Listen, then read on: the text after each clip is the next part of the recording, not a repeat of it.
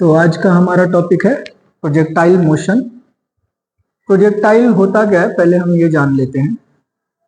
कोई भी एक ऐसा चीज जिसको हम फेंक सकते हैं।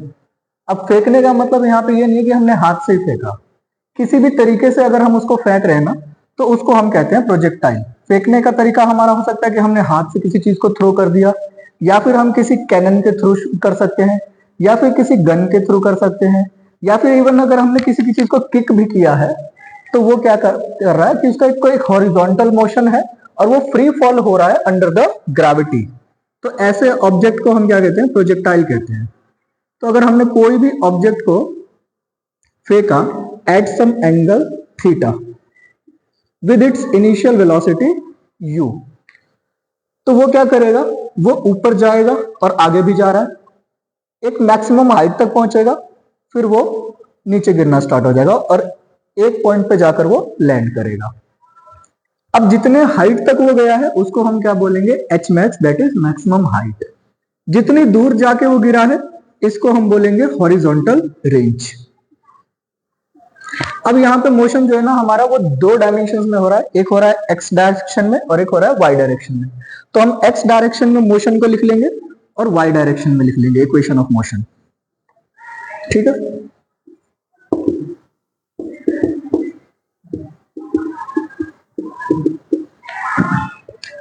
अब x डायरेक्शन में हमारे पास इनिशियल वेलोसिटी क्या होगा, ux इज इक्वल टू, अब u से हमने लॉन्च किया था, इसका x कंपोनेंट क्या होगा हमारा, u cos थीटा।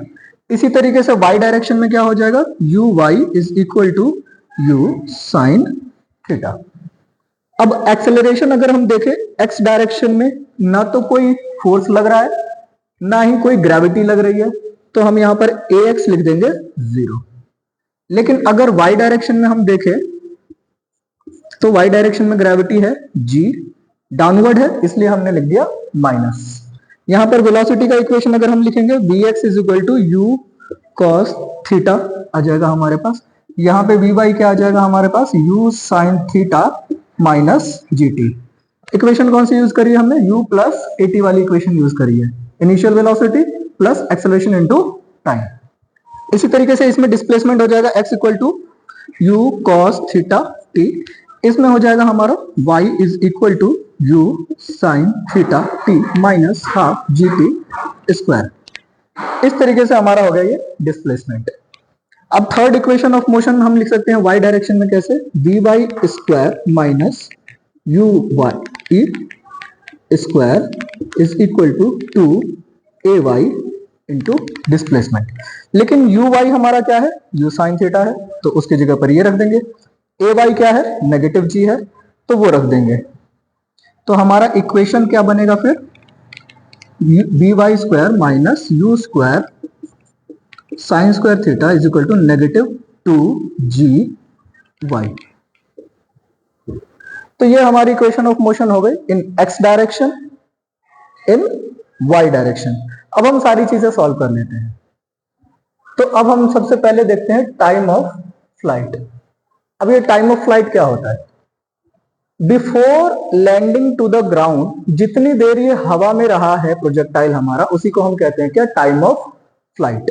अब ये टाइम ऑफ फ्लाइट हमारा डिसाइड किससे हो रहा है, वर्टिकल मोशन से डिसाइड हो रहा है। तो हम कौन सी इक्वेशन यूज करेंगे, वर्टिकल मोशन की इक्वेशन यूज करने वाले हैं इसके अंदर। अब वर्टिकल मोशन में हमारे पास टाइम डिपेंडेंट इक्वेशन चाहिए, तभी हम टाइम फाइंड कर सकते हैं। तो टाइम डिपेंडेंट इक्वेशन हमारे पास है first equation and second equation. तो हम सेकंड इक्वेशन का यूज कर लेते हैं यहां पर। जब वो लैंड करता है तो वो ग्राउंड पे लैंड कर रहा है, यहां पर जो वाई कोऑर्डिनेट है हमारा वो क्या है, 0। स्टार्टिंग में भी वाई कोऑर्डिनेट 0 है, एंडिंग में भी वाई कोऑर्डिनेट 0 है। तो जब हम टाइम की वैल्यू रखेंगे 0 तो y 0 मिलेगा, और टाइम की वैल्यू रखेंगे टाइम ऑफ फ्लाइट तब भी y 0 मिलेगा। यानी कि y को 0 पुट करते ही टाइम की दो वैल्यूज आनी चाहिए, एक स्टार्टिंग टाइम और एक एंडिंग टाइम। तो to find the time of flight put y equal to 0। तो y को 0 पुट करेंगे हम, 0 equal to U sine theta T minus half G T square. ये इक्वेशन हो गई हमारे पास। अब इसको हम राइट साइड में लेके आएंगे तो क्या आएगा, half G T square minus U sine theta T is equal to 0। T को दोनों में से कॉमन निकाल सकते हैं, यहां पे बचेगा half G T minus U sine theta equal to 0।